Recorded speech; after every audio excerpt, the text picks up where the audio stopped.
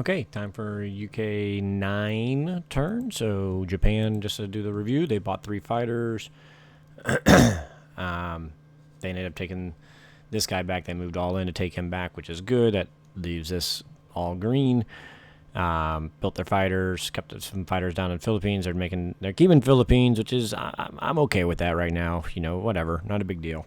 That's a we'll get to it eventually thing. So, meanwhile, U.S. turn.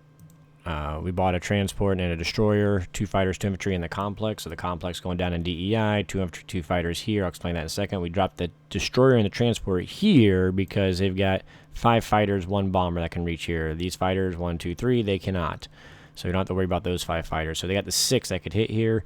The destroyer gave us that extra balance that we wanted to be comfortable with. 4 transports, 1, 2, 3, 4. We got 4 transports worth of guys to potentially hit the Philippines, along with, you know, where we could pull in 4 fighters if we so choose to do so.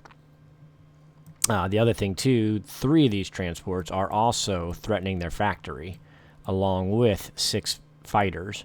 So they got to worry about that. So they're going to, obviously, on Japan's turn, they're gonna put some guys here. They're gonna land some fighters here. They're gonna be worrying about restacking that and then working their way. So we got a little bit of time till we have to worry about those guys becoming more powerful. And by that point, we're gonna be dumping 10 guys at a turn down here in the peninsula before they start working their way down. So we should be good on the timing there. That being said, Germany, as we expected, 2 tanks, 3 bombers. This pretty much indicates they are all in on G10, right? So G9, they just built those G10. The reason I say that they're all in is the best they can do. I didn't even look at what do they have. They have 50, so they could build again. That's what, 36, 48. No, 2 more. They couldn't do anything else, so they could again build 2 tanks and 3 bombers next turn. But meanwhile, Russia's going to be able to build at least 3 guys, possibly 4 guys. And I'm going to build 2 more fighters for UK and 2, 4, 6 fighters for US that can land on US 9 and range to come in. So we could have 8 more fighters coming in before G11, plus Russia building 3 infantry. So an 11 build, and the only thing they're going to be able to add into it would be another 5 build. So G10 is it. You know, that's what we're looking at. That's the end game. Of course, if they get lucky dice, we got to prepare for that. When I say lucky dice, it won't have to be extremely lucky. You know, right now, let's see. I was trying to find my calculator. Nope. Anyways, I will say, just if all we did was pick off this guy and this guy with these 2 UK infantry and air and land in here, I think that leaves us at like a 67% chance that we defend. And they have a 33% chance of taking Moscow. Meanwhile, I'm going to move these 2 guys on up, and we'll build some fighters that can, well, probably over here, that can reach there to be able to counter. So if he does take it, we can counter it too, potentially. So all that's to say, I feel good unless dice go really bonkers and they give him a really good, you know, top 25% battle, which obviously that's 1 in 4 times that happens. So, you know, we got to prepare for that. So we got to keep moving forward as if we're going to go forward. And so we will.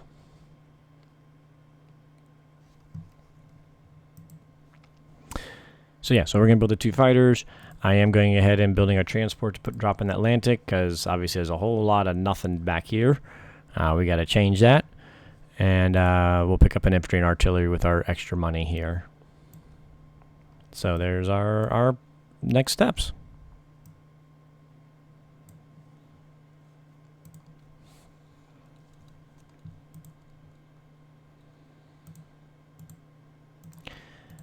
I debated going 1 and 1 and splitting between these 2, but at the end of the day, I think we're just going to do this. So we're also going to, because I wanted to go ahead and save all of these, I want to make sure we get 2 hits here. So we look at this. If you're familiar with my attack strength, defense strength, or even we'll do it through AP, DP. So his attack power he has coming in here is 6. His attack strength is 10. So he's a 6 or 10, however you want to look at it, attacking. We're going to take the bomber as our first hit, no matter what. So most likely, we lose a defense power of 1 to his attack power of 6 being lost, or a defense strength of 3 versus his attack strength of 10 being lost. If he gets 2 hits, then our worst case scenario is he again loses 6 attack power, we'll lose 5 defense power. So it's still on our side, or the 10 attack strength and 9 defense strength. So even if he gets 2 hits, as long as we hit his 2, it's even Steven, or if he only gets 1 hit, it's beneficial for us. So it's worth it.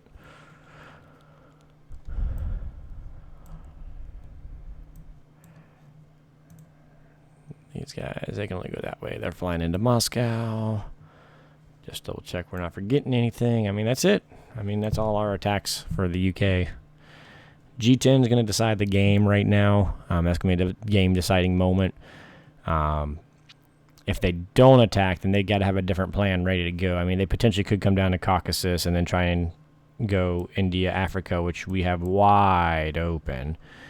And they abandon Russia, but then that does give us a chance to start eating up here, building up here, eating up here, start building Russia. And so I don't think that's a winning way either. And I think they're, based off this build, they're planning on just going in, whatever they got, they're going to go for. That's my read on it.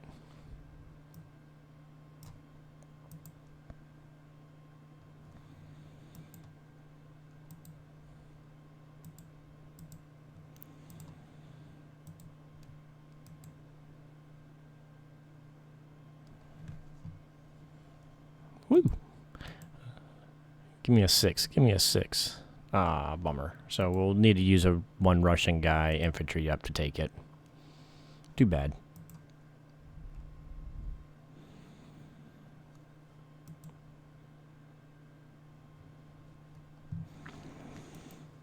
Alright, just make sure we get 2 hits on the first roll. That's all that really matters. 2 hits for us, that is. Just to clarify. Oh, good gracious, are you kidding me? Okay, alright, let's finish them. Ah. Oof.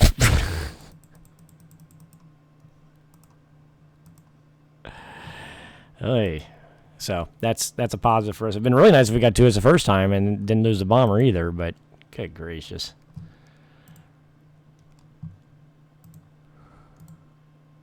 I will not complain. I will not complain.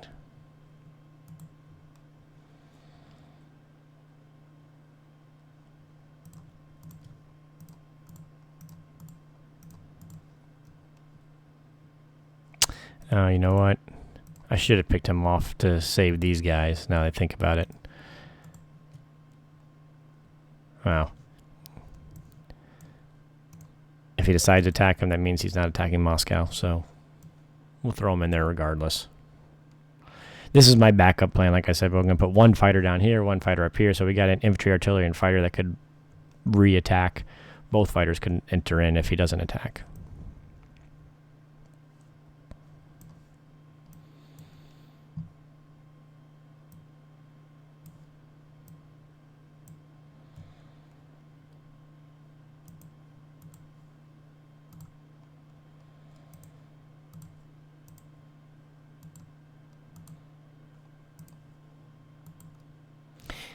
The other option is I could put the fighter here, and that gives me infantry, artillery, 2 fighters that he has to defend at least in Germany.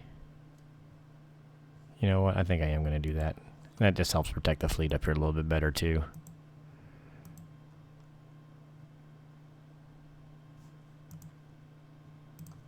We're just going to do that.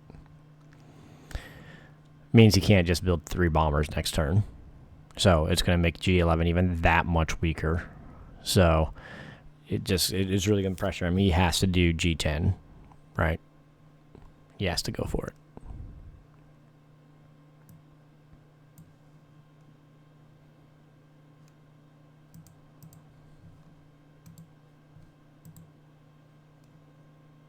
we're going to leave it that, just because I don't want to goof up and, well, no, you know what? I do want fighters first, because both of our, we had advantage in both ours, so I'd rather be fighters before carriers.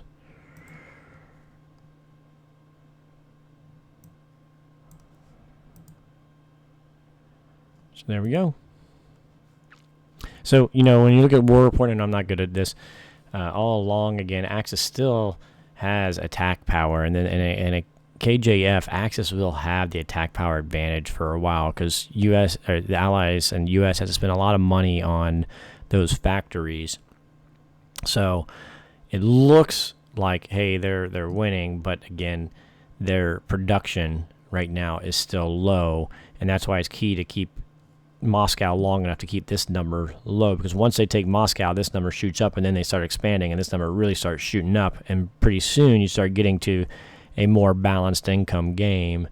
So you have until that time to get the Allies their framework built with the factories, and then use the money income advantage to build that up before we hit into the balance of the long-term KJF game.